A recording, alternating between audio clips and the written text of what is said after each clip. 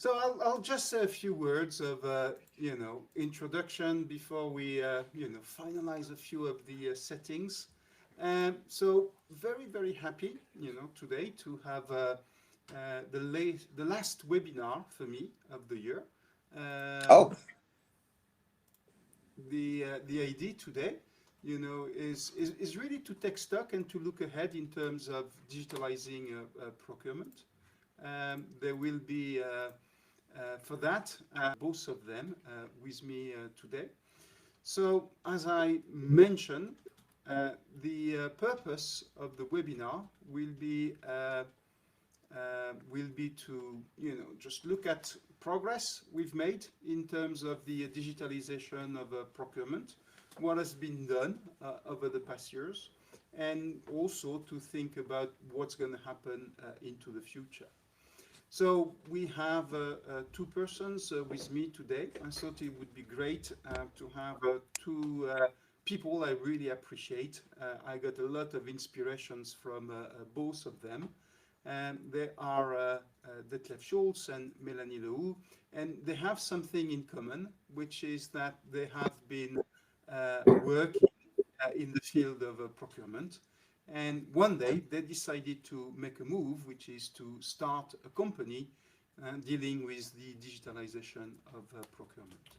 So that was, for me, not only organizing a webinar, not only just about the digitalization of procurement, but also creating an opportunity for everybody to, have an exchange with these people that, have been making this move in their career.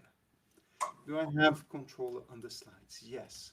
I've got to tell you also, we've got a couple of documents that are being out. We have our Value Creation Observatory that was released 2 weeks ago now.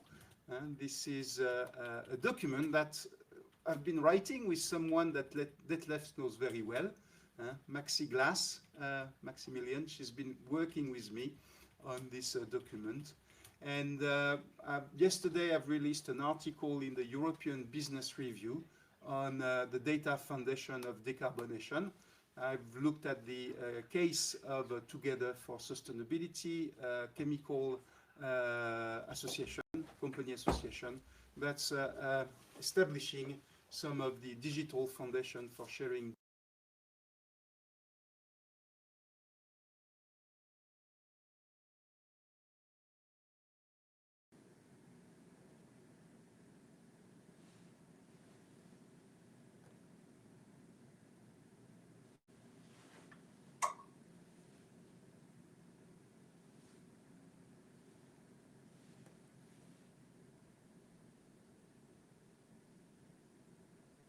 I cannot hear you anymore. Okay, yeah, now you're back. I'm back. Yeah, we got a few little glitch today, pretty unusual, but And so maybe Detlef, I can ask you to introduce yourself. You've had a long career in procurement, so now you're working for akirolabs. But I'd love to hear about you and just a few words of introduction. Sure. So let me start with my personal introduction. I basically spent my entire career in procurement. I started in '85 with Siemens in procurement, worked in South Korea, in Singapore, and in Germany before I then moved to a company called Applied Materials. That's the largest semiconductor equipment manufacturer in the world. There, I spent 7 years in Sunnyvale, California, working for them in different roles in procurement. And then in 2003, I moved into the UK to become the CPO of Vodafone before we then established our procurement company in Luxembourg, so that I moved 2008 to Luxembourg. I was 10 years the CEO of the Vodafone procurement in Luxembourg, and I retired 2018. After that time, I worked basically as a strategic advisor for companies like KPMG, Roland Berger. I also supported startup companies one of which is in cancer research, where I invested and coached the CEO. The other one is doing IT equipment for hospitals and calculates what the payback is, the return on the investment of IT equipment. And lastly, in 2021, we decided to establish akirolabs. And akirolabs is an AI and ML supported collaborative procurement platform for strategic procurement. And we will be talking about this a bit later, I assume. Okay. So we're still waiting for Mélanie to join. She's on the platform, but still have some challenge to talk and okay, then if you're okay, Hervé, then I continue and talk a little bit about, or do you want to go through your slides first? Maybe I'll just have an opening slide. Huh? Yeah, of course. Okay, so just to say, where do we stand today? I think I love that picture. This is a picture that I have taken from people that are working on digital infrastructure. And you know, they often show that picture to show that our digital infrastructure are very often depending, you know, on a little piece of a software that can be extremely fragile. And I think that's a good illustration of where we are overall in terms of digitalization of procurement. Very often we still depend and we still rely on tools like Excel to interconnect some of our database. We still have, in a lot of cases, poor data quality. We also have, in many circumstances, you know, a user experience that's not yet to the level where, you know, anyone can easily use some of the procurement platform. We still have, you know, some issues in terms of onboarding supplier and getting them to use some of the tools we provide. And partly, you know, this is due sometimes to, you know, taking quick decisions and poor implementation. So I think, you know, if we look at the progress, yes, we've got more tools. Yes, we've got more application. Yes, many companies have been able to ease their procurement process thanks to some digital tool. But, you know, the bottle is still half full, half empty. And we still have a lot of progress to be made. And I think today, having Mélanie with us and Detlef is also a great opportunity to understand what greats look like, you know, in terms of overcoming some of this challenge and making sure that, you know, we can move ahead with some of the solutions that can really make a difference for procurement. Mélanie, you've just managed to join us, so welcome on board. Thank you. Maybe a word of introduction from your side. So hello, everybody. I'm a former buyer. And I had the luck to attend EIPM MBA a few years ago.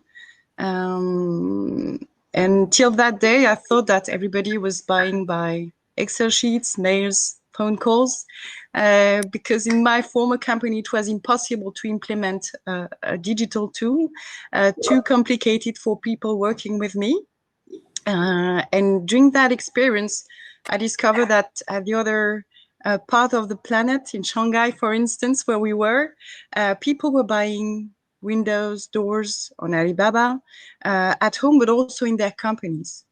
And that's how I just had a question: why is it so complicated to buy in France, in companies? What do we need to sit on a chair, write on a computer, long words to pass an order? And that's how I get the idea to implement in companies the same experience that we all have in our sofas at night, just passing an order in a few seconds in a simple tool. So that's what we do today. We are a software company developing and selling a source-to-pay platform, which is aimed at mid-cap companies. And the story has begun 7 years ago, and today we have more than 125 mid-cap companies. And we have this adding value, which is bring all the functionalities we need to secure, optimize procurement engagement, but with a tool which is inspired by B2C UX and experience. User experience. So maybe we can, get you to both of you, to share a little bit, not only about your company, but also about your vision for procurement. So maybe we start with Mélanie, trying to understand, how did you start that company? What was the motivation? What has been your history, your clients, and what's the added value, what type of problems you've been able to solve for your clients? And in the end, what's your vision for procurement? What's your intent and vision you would like to share for buyers? As I just told a few seconds ago, I started buying with Excel, with mobile phone, and with sheets of paper, and that has the impact that I didn't know what the company was buying, so I wasn't able to optimize the performance of my company in that field. And the solutions that were on the market were aimed at huge companies and not at the end user. And the story is that purchasing is made by many people in the company. The act to have a need, to bring this need into the basket just to pass the order, is made by many people. And that people are not MBAs, are not, that some of them just have to have a solution which is really easy to use. And so that's how we started together, Hervé, to think at this problem a few years ago, to say, how can we bring a platform which is simple, which makes all the job to secure and provide all the functionalities that we need to for the process of purchasing, but on a simple tool. And to do that, we started by think as a method to manage to build this solution. We didn't make that alone. We first build a lean design startup process that is inspired from lean startup to take into account all the needs and all the ideas of people that are making the job. And that's how, by making 15 loops, it took a long time. We started from an idea and we built an MVP and then a platform. And when we brought the platform into the market, people just told us, if I had to build this platform, I would have done it like this, because they had the impact by this method. They could give us the ideas to make the solution they wanted to have. So starting from that point, I built the company and we started with the first customer, which was de Mathieu Bar, a mid-cap company, first in a vertical, which was construction, and today we work in all sectors, retail, press, industry, in all sectors, and we bring a source-to-pay solution, which is simply to use, but full of functionalities that all procurement direction needs. Thank you, Mélanie. I think what you said is very important, because you were working in an environment that was very demanding in terms of user experience, because it's not about a few people in a central organization who are making decisions. It's really about decentralized construction site where a lot of users within, and the construction site is not a nice office well connected to 3G, 4G, or whatever. And this is a very different environment. And you designed something that aimed to really overcome all the challenge of the users that could be in this demanding environment. So I think the focus you had on this user experience, being exposed to this kind of demanding environment, really pushed you to go very far in terms of making the process as easy as possible. Can you tell us a little bit more, maybe now, about your how you've evolved as a company, what you offer now, and what's your vision for procurement? Yes, of course. we have a huge increase in the company nowadays because mid-cap companies have understood that source-to-pay solutions are also for them, and that they had an interest to digitalize purchasing in order to create value in the company, increase the performance in purchasing, and also have an impact in environment, because we need, all of us need to make the society, but also our suppliers, improve in these subjects. Our aim is to bring the tool for these companies, mid-cap companies, most of them, to automatize all the things that they can optimize in this process, which is just a mechanical process, and give the time to procurement team to focus on thematics which have an added value.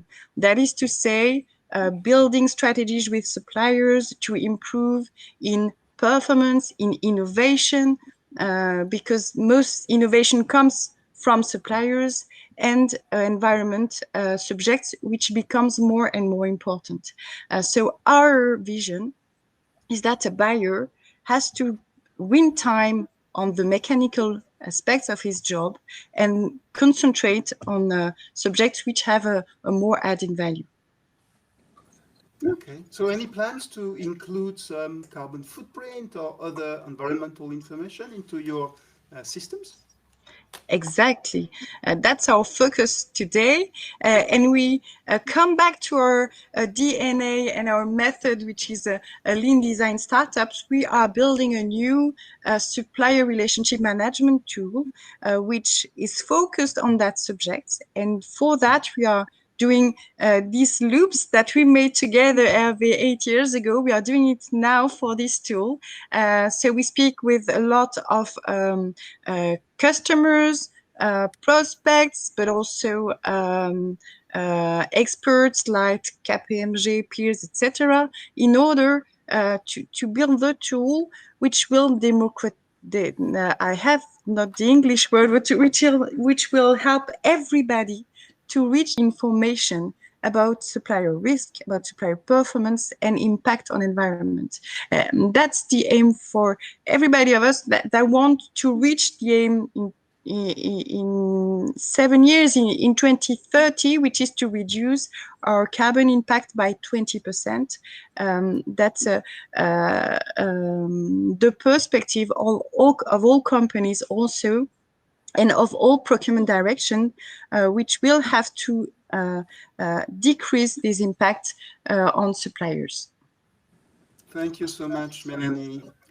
So very happy to have you with us today. You know, the whole project started in one of my class. It went on into a project you did that I was so glad to supervise. For me, that's really nice to see 7 years after, you know, you're still, you know, taking the lead on some topic and bringing that not just to big companies, but I think it's important to have solutions that can fit, you know, any kind of organization, even if they're rather small. Detlef, how did you start with akirolabs? What was the history, the client, the added value, and what's your vision for procurement? Yeah, so interestingly enough, Mélanie, thank you very much. Talking about your company and what problems you're solving, because you are active in the operational side of the equation, where everything is about the ease of use and creating efficiency in everything we do. We are at the other end of the spectrum. Our company, akirolabs, is focusing on the strategic side of the equation. So if I look into procurement and say there is the operational side, so are you taking your focus on the tactical side, and there is the strategic side. We are on the strategic side. So therefore, it's a privilege, Hervé and Mélanie, to talk about akirolabs today with a group of nearly 130, I understand, is the audience. And if I look back into the reasons for starting akirolabs, they were pretty simple. as I explained my career over those 30 years, I discovered that the subject of category management hardly has changed. I ask you to stay close to your microphone, Detlef. We've just lost a little bit your voice. Yeah. Okay, is it now better? Yeah, it's much better now. Okay, sorry. So what I said was, over my career, I discovered that the subject of category management hardly changed. It is pretty much the same what we did in the 90s. Everything is focused around the Kraljic matrix, and we go from there and figure out what leverage we have with the suppliers, whilst the equation today is a different one because the focus and the challenges are that there is no normal anymore. The world changes at such a rapid speed that we have to be proactive instead of reactive. And that means that we have to generate with the tools Mélanie just described, business insight and business foresight. And if I explain how we look back at Vodafone, we focused on the operational side, we automated everything, we had a super efficiency, we had a large degree of automation on the tactical side, RFQs were sent out automatically and so on. And then you ask yourself, what is the future of procurement? Because if automation and digitalization is progressing so rapidly, you could say our stakeholders can manage their demand themselves. They recognize the demand, the RFQs are sent automatically, the system makes proposals which vendors they should go for, and then what do they need procurement for? And this made us believe that procurement has to step up and deliver much more value than we did in the past. We cannot define ourselves through savings only, because savings is a hygiene factor. What we have to deliver now is additional value in terms of business insight, in terms of forecasts of innovations, in terms of market intelligence, which nobody in the company has and procurement can provide. So what we thought is, when procurement sits at the crossroads of internal information and external information, we have an avalanche of data available, which is basically a gold mine. So if we take advantage of that data, we become true business partners for the company. We become true orchestrators of the value chain in the company through our doing. So we decided to establish akirolabs. And what does akirolabs do? Akirolabs is an artificial intelligence supported collaboration platform by which you pull in your stakeholders right from the beginning and jointly with your stakeholders create category strategies. You agree on the strategies, and then you automatically get an actionable items list by which we know exactly who has to do what to realize the strategy we jointly established. We are talking about artificial intelligence later, and you said there is a topic on generative AI as well. akirolabs is using a lot of that, particularly in the area of market research, because we want the category leaders to be constantly informed about developments and changes in their category so that they can take appropriate actions right away, not being reactive when the problem has occurred, but foreseeing problems and taking the right actions right from the beginning. So the company was established in 2021. We are industry and geography agnostic. You can use us in building materials or in pharmaceuticals. We have customers in Asia, in the Middle East. I'm just calling from Riyadh, where we have our first customer, and we're attending a supplier conference where I met Bernard Gracia, who I should read you from. We're in the Middle East, we are in Europe and in the US. And our customers come from banking, pharmaceutical industry, media industry, flavors and fragrances, telecommunications, etc. Thank you. Well, maybe I can, I can try to take what we said and put a little picture around that. So not long ago, I've published an academic article. So that's really academic study, multiple case study, trying to understand the impact of digitalization on the work of buyers. Mm-hmm. And what we've been able to do is to picture, the evolution of the technology. So basically, the digitalization of procurement is doing two things, and that were, nicely illustrated by both Mélanie and Detlef. On the, let's say, operational, tactical level, this is creating automation. It creates autonomy for the buyers, and it improves the efficiency of how we access resources from the market. On the more strategic side, this allows to augment the capacity of the buyer. So what's the difference between automation and augmentation? Automation, humans are being replaced by machines. With augmentation, humans and machines collaborate in some ways and humans collaborate together, supported by machines, in order to take more complex type of decision. And as we're progressing in terms of automation, we aggregate more and more data. We build a bridge that helps to bring data from different sources together. So the data become aggregated, and they're available also not just to support, the day-to-day operational tactical activities, but they can also, be abstracted and used for augmenting.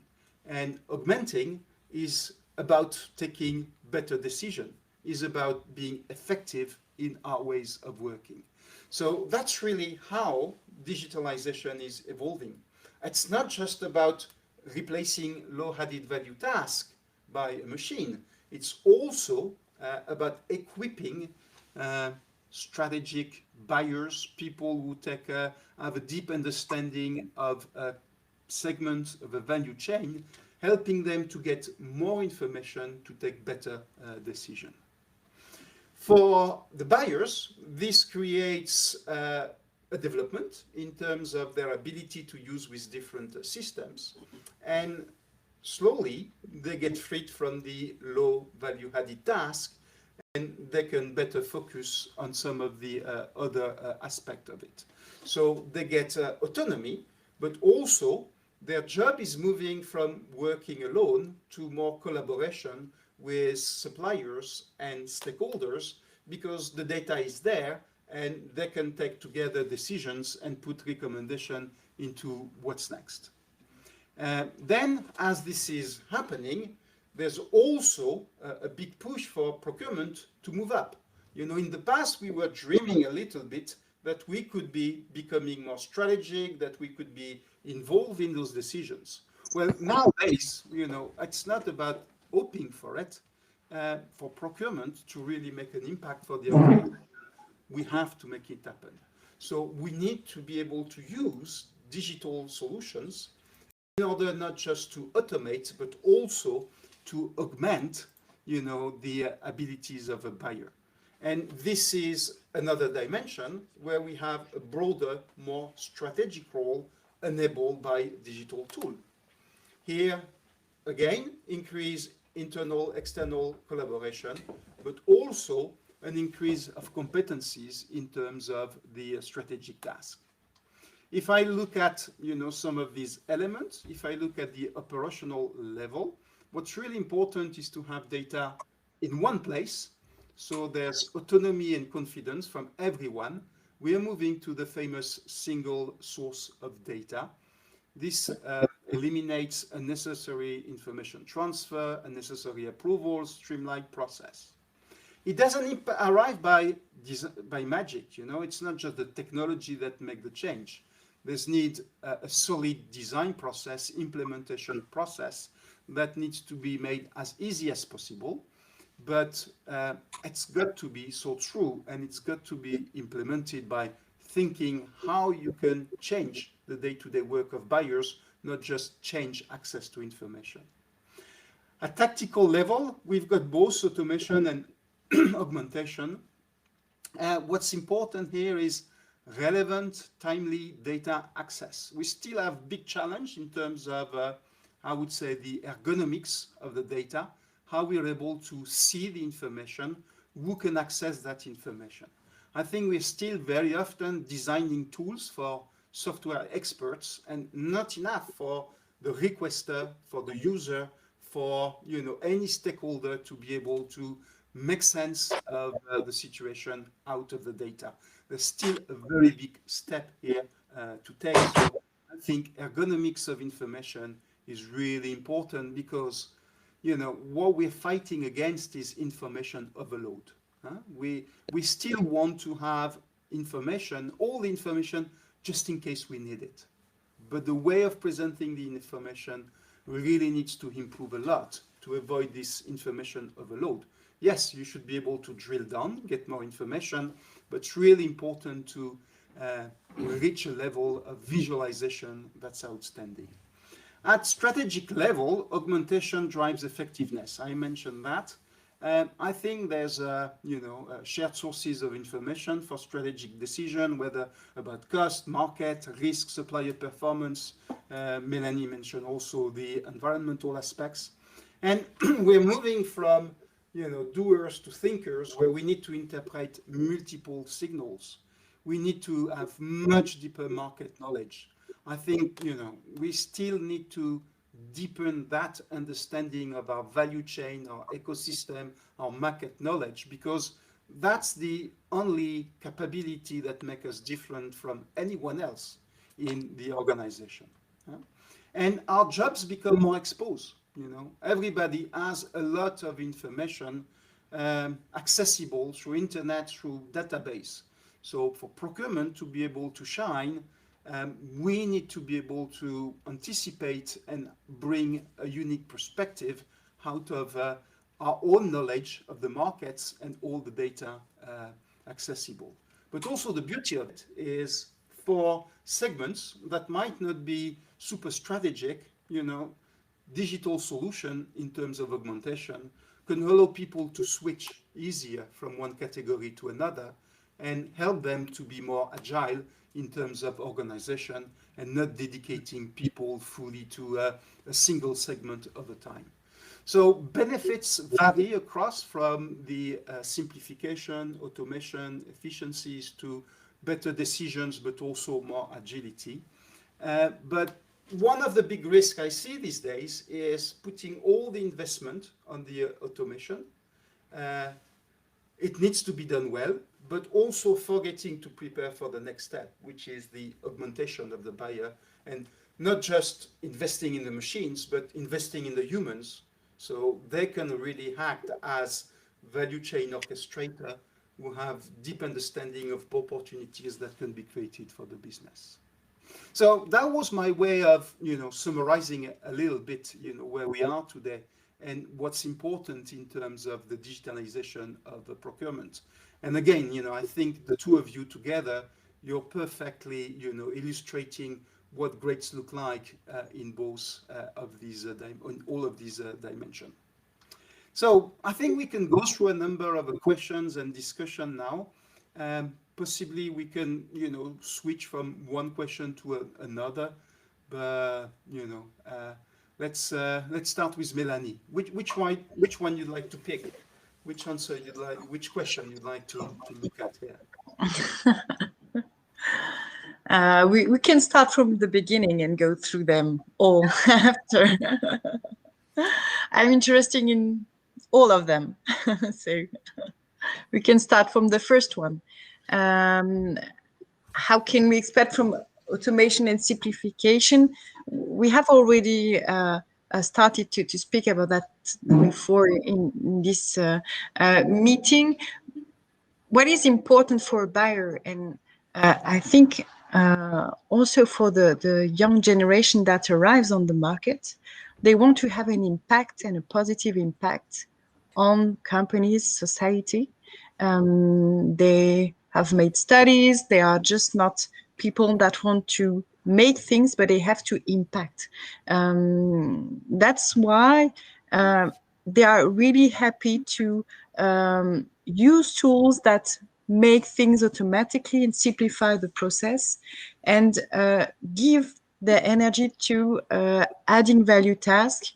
For instance, visiting suppliers, discover by visiting them some innovations that they can bring inside their company, make the process, the delivery process, improve by changing the process between the companies, trying to find optimization in the environment impact. So things that have an adding value and a good impact on the company, on business, and on environment.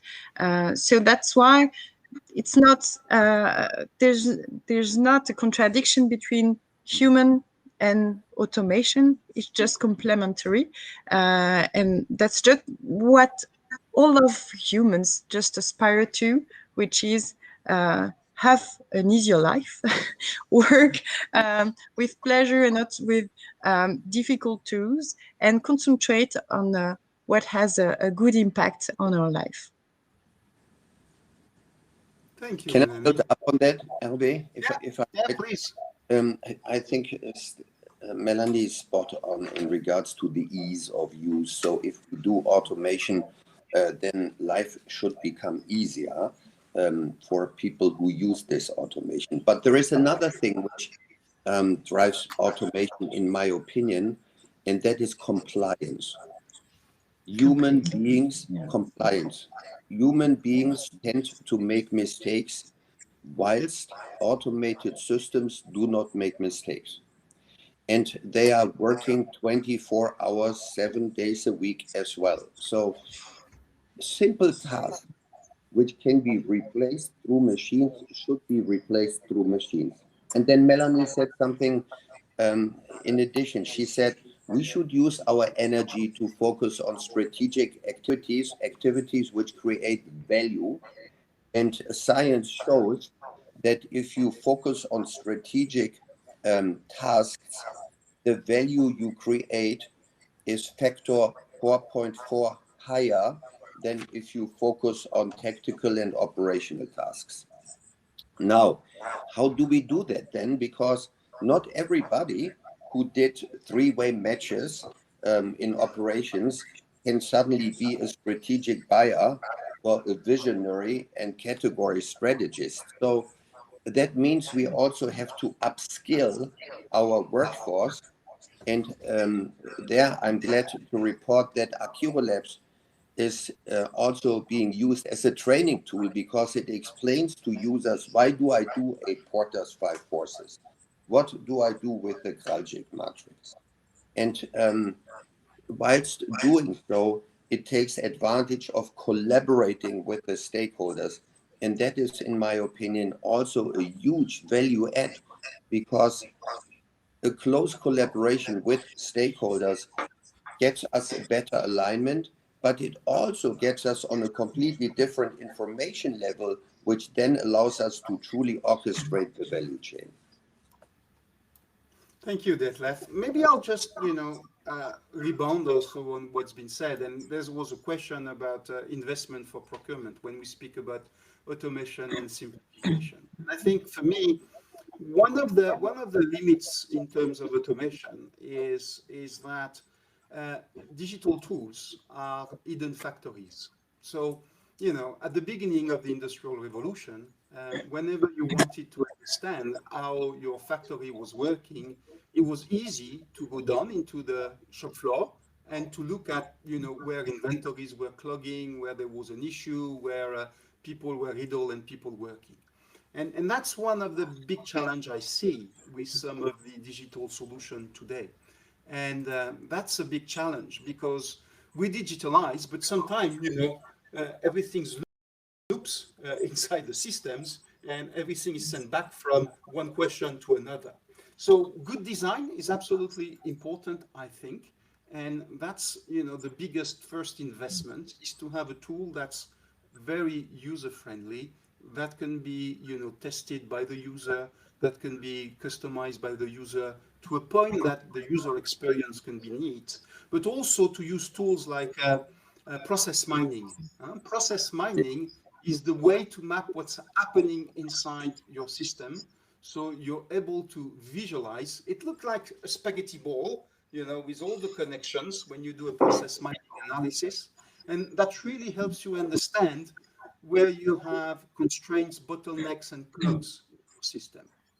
So while I'm very glad people talking about AI, if you've implemented, you know, some of the existing e-procurement suite and you've interconnected that with a number of data sources and other systems, I think it's really important also to have this focus, like any process we have, in improving them based on data and facts, and process mining tools are really big investment that needs to be made in order to make sure that we can reach the real level of automation. You never get it first right. So that would have been, you know, some of the question. Okay, I see points about we have S2C tools, Spence Cubes, ERP, contract management. Yeah. So yes, so you know, I think when you have this tool that gets interconnected, a sort of best of breed type of a model, what's becoming important, you know, is to be able to visualize, you know, how data is flowing, and I think, you know, that can be done sometime by some of the process mining stuff I was mentioning, for instance. Huh? Okay, great. Hervé, may I? Yeah, go ahead. Sorry, I just wanted to touch on generative AI, because generative AI will make our life much, much easier, and it will help us to upskill our workforce as well. And why do I say this? If I'm at a point where I have my operations pretty much automated, and I can focus more on the strategic side, then it is helpful. You said it yourself. You said the market insight, the market research is what at the end gives you the payback, because having information others do not have might create a competitive advantage for your company. So in our platform, we're doing excellent market research, but if you are creating a category strategy, you have sometimes questions which generative AI might help you to respond to or answer rather quickly. I give you an example. Once you're in your category strategy and build it, you could ask, what are the cost drivers for battery, for instance? And then generative AI gives you the response, what the cost drivers look like. In the past, I had to do this manually. I had to talk to my suppliers and ask them what the cost drivers are. Today, I get that information out of generative AI. Once I have this, I have to go deeper, because it might say lithium is one of the cost drivers. And then my market research, which is feeding me all the time, tells me, oh, by the way, in Canada, they found the world's largest lithium resource pool. And then we have to think strategically, what does that mean for my category? Shouldn't I look for upcoming suppliers in Canada instead of in China? How can I become more independent? And this is the value contribution procurement can provide. And this is the business insight I talked about. And the business foresight would be that the entire supply chain will change towards the US and Canada instead of China and Australia. So if I'm ready and if I'm early enough to take advantage of that development, I create for the company, for my enterprise, for my stakeholders, a competitive advantage which the others do not have. That's a super value contribution from procurement. That's really interesting, Detlef, if I can just speak now, because we have an interest to have generative AI at the beginning of the process when you source suppliers, and when purchasing team decides to allow the company to buy to this supplier or not. And your application is really relevant in this field, and it's really interesting to have that information. And there is also another field when AI is really important, is when you just decide to buy a product. And at that point, most of the time, people that just choose a product do not have the information. Company thinks that the information about suppliers is interesting for buyers, for experts on procurement, but not for the one who choose an article and put it on the basket. And when you buy two products today, okay, there is an impact on price. Two articles do not have the same price. It is important, but it is not the only thing.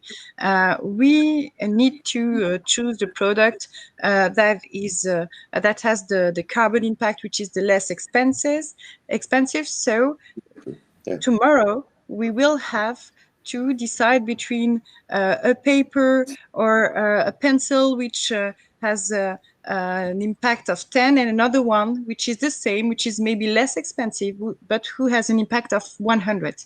And this information needs to be exposed at the one who add the article to the basket. And that's where there is a move of the tools that they have to be done, that is to democratize this information. It has to be brought to the one who add the articles to the basket. And that's where it is important to focus on easy platform, B2C wordings, and the capacity to aggregate all the information, but to have it when you decide which article, which supplier you select for when you pass an order. I agree. That's where AI concretely can be used when you have a basket with 15 articles, to just propose to the one who passed the order to optimize the basket by deciding if you want to optimize it in a price element, or in environment impact, or in legal risk, or to oblige people to buy articles which are in catalogs and not outside catalogs. That's where AI is really relevant.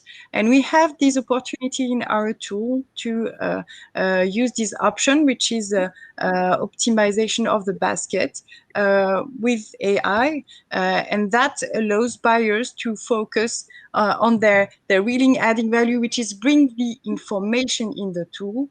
And that's not easy. Bring carbon impact, bring legal information on the tools. And that's also the role of the supply relationship management tool, which is aggregate all the information, take information where it is, financial information to platforms like Altares, CreditSafe, etc. Take the information about impact carbon on platform that bring the information. Today, I don't know which one is the best. So if you have any elements about that, I'm curious. But also platform that bring elements to all impacts like EcoVadis, like Provigis, etc. And the role is to bring that info to the people who add the article to the basket. Just maybe a comment on generative AI. I mean, first, I'm still a bit struggling to understand the difference between AI and generative AI these days. There's still lots of investment, especially for big companies, that should come from, investing in building models, applying some of the traditional AI techniques. Generative AI for me is sometimes a nice shortcut that can help to, go a bit faster. And I think it's also important to remind everyone that, it goes with a 4-step process. You need to validate. The systems give you information. The system is not accountable. The system has no, you can't sue the systems for telling you it's wrong. Okay, so we're still important. We need to tell people they will be accountable of the information they use to make some of their decision, and that's important. And that's just a step to, extend the collection of information and further interpret the information and finally take decisions. So validation, verification, extending, interpreting, and deciding. And I think all these elements are really important to stress in the education of buyers who are working with generative AI. Not just, you take the information and automatically that tells you what to do. There's a responsibility, there's an added value that's so important here. And that's where we need to invest, not just in the tools, but in this, ability to use it in the right way. I'm very happy you say this, because if you observe what's happening on the market, there are providers who automate the systems to the degree that category managers at the end don't even know why this proposal has been made. And if you ask them, they say, well, that is what the system told me to do. And that, in my opinion, is exactly right, exactly wrong, because what you want to do is you want always to have the human intelligence on top of the AI. AI supports me in taking the right decisions. It provides me information, but I take the decision because I can take into consideration what my ecosystem looks like and what I want to achieve. And if Mélanie says, well, if I want to drive my carbon footprint down, then that is a conscious decision. And this is not something the system proposes to me. Okay, great. Well, maybe I've got a final question for you. What did you enjoy the most? You went from a procurement job, you moved into the world of, startup, entrepreneurship, and bringing these tools to a broad world, facing clients instead of supplier. So what did you enjoy the most in your journey, your personal journey here? Mélanie, you want to start? This is a difficult question, Maybe you will be surprised, but the first week we passed together in Shanghai, looking at all the big tours in Shanghai and having many ideas just to start the thing. The first idea, it was really exciting, and I have really good memories about that. After the first step was for me to sell my idea, my concept, to the first company. And I remember I went to a huge company for a startup, which was a company which made 1.5 billion, with my PowerPoint sheets and just showing them my dream, my project, and looking at the CPO of this company, just telling me that's just what I want, and I'm confident I will work with you. And that was something really interesting. And building this confidence, because we were expert on procurement, because we came from these functions of procurement, having the confidence of CPOs like that were really, really interesting. And during this journey, if I continue the process, building my team, today I have a senior team which is really expert and really good. I'm really proud of them, and building this team is something which is a really exciting journey, and making them progress, and making them keep my DNA, which is lean design startup. This is my focus, and it is not natural. We have to, I have to make them become a lean design startup ambassadors, because everybody think that an idea can be good, and if we are convinced by the idea, it's a good idea. And for me, it's completely the other way around.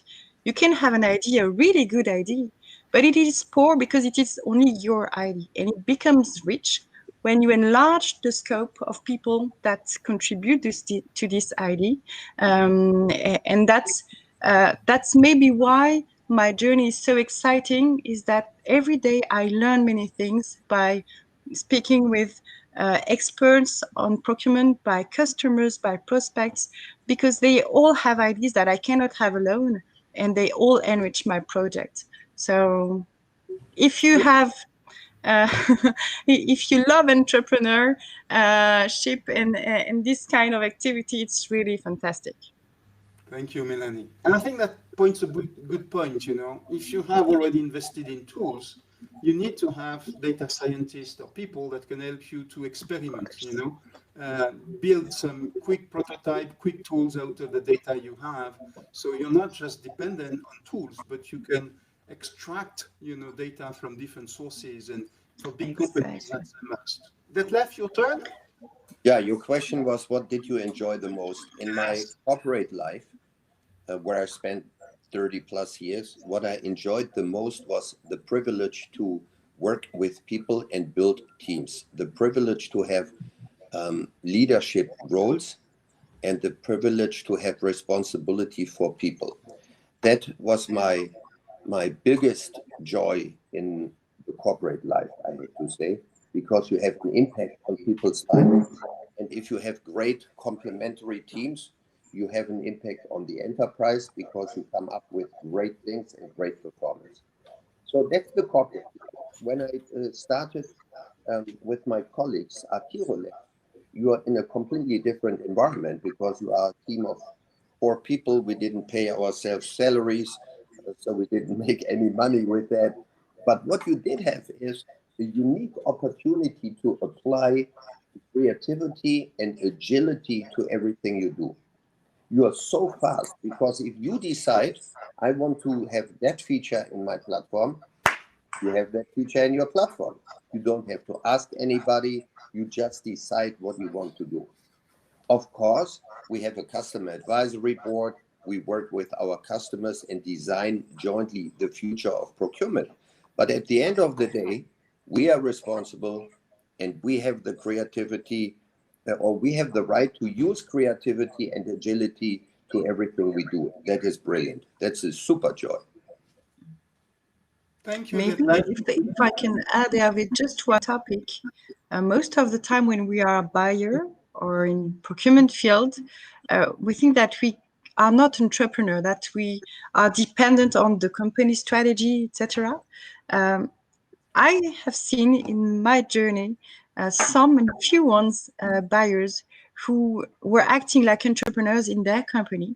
And it was amazing the huge impact they could have on the strategy of the company.